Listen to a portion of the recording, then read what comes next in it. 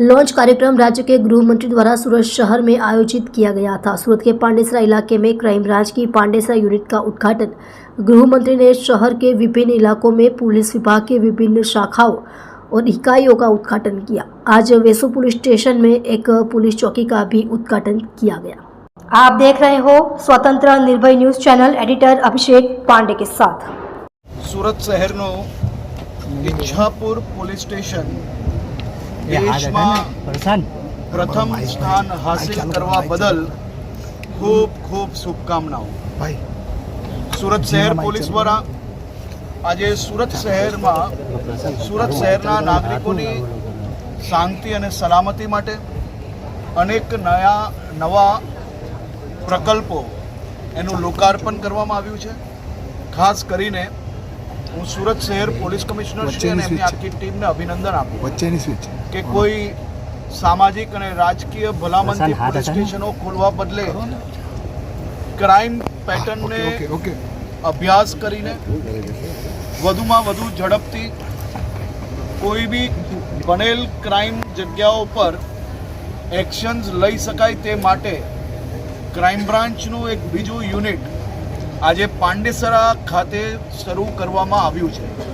સુરત શહેરની crime pattern જોઈએ તો ઉધના, પાંડેસરા, લિંબાયત અને સચિન પોલીસ સ્ટેશનમાં સુરત શહેરના 40%થી વધારે ક્રાઇમો અહીંયા બનતા હોય છે।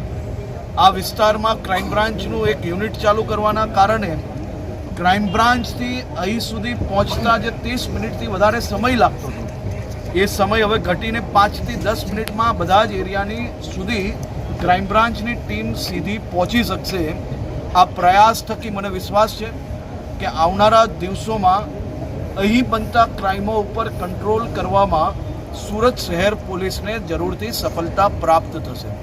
આજે ગુજરાતનું પહેલું એવું પોલીસ સ્ટેશન કે જે પોલીસ સ્ટેશનમાં યુવાનોને મારા રાજ્યના દીકરા દીકરીઓ કોઈ ડ્રગ્સના રવાડે અગર ચડ્યું હોય તેના માતા પિતા ક્યાંય દીકરા દીકરી પોતે આ પોલીસ સ્ટેશનમાં પોલીસના સ્ટાફને મળીને સરકાર માન્ય જે અલગ અલગ સંસ્થાઓ છે, જે અલગ અલગ ડૉક્ટરો છે, તેના થકી આ યુવાનોને આ નશામાંથી, આ રવાડામાંથી બહાર નીકળવા માટેની વ્યવસ્થા સુરત શહેર પોલીસ દ્વારા ચાલુ કરવામાં આવી છે।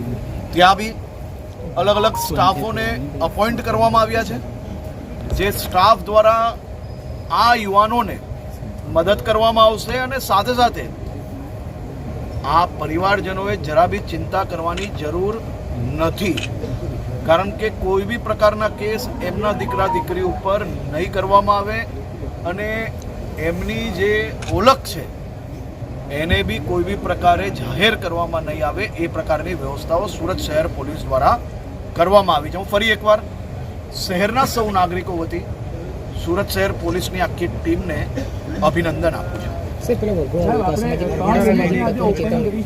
કયો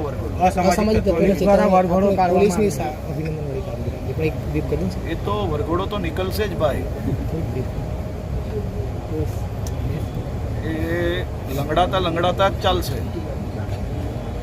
આ જીવન એ પરિસ્થિતિ ના થાય તે માટે કાનૂનનું પાલન કરવું એ આવશ્યક છે। સાહેબ, આપણા આજે 3 ઓપનિંગ થયું છે, તેની સામે પુના પોલીસ સ્ટેશન બધી જગ્યા કૌભાંડીઓ દ્વારા વેચી નાખવામાં આવી છે। પુના પોલીસ સ્ટેશનની જે જગ્યા છે ગૌચર જમીન બતાવીને વેચી નાખવામાં આવી છે। તપાસ કરો।